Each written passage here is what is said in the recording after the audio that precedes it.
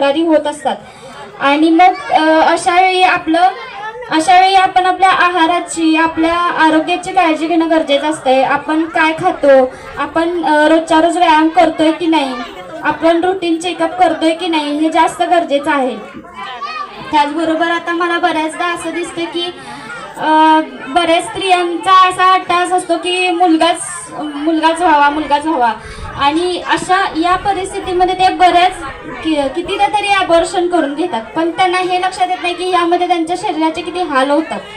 हे असा अट्टाहास करण्यापेक्षा जे देवाने आपल्याला मूल दिलेलं आहे त्यांना तुम्ही एक माणूस म्हणून समाजात कसं त्याला घडवता येईल याकडे जास्त लक्ष दिलं तर बरं होईल. आणि मी तर म्हणेन की मुलगीपेक्षा मुलांना आधी लहान असल्यापासून चांगले संस्कार द्या. म्हणजे त्यांना रिस्पेक्ट करायला शिकवा, किंवा हे काम मुलगीचं, हे काम मुलग्याचं असं न समजता दोघांना देखील समान संस्कार द्या. म्हणजे आजकाल जे समाजात जे वाईट गोष्टी घडत आहेत त्या भविष्यात घडणार नाहीत. ती मुलं उद्या जाऊन त्यांच्या बायकोला, त्यांच्या बहिणीला रिस्पेक्ट देतील. आणि स्त्रियांनी स्वतःच्या आरोग्याकडे लक्ष देणं हे गरजेचं आहेच. एवढंच मला म्हणायचं आहे.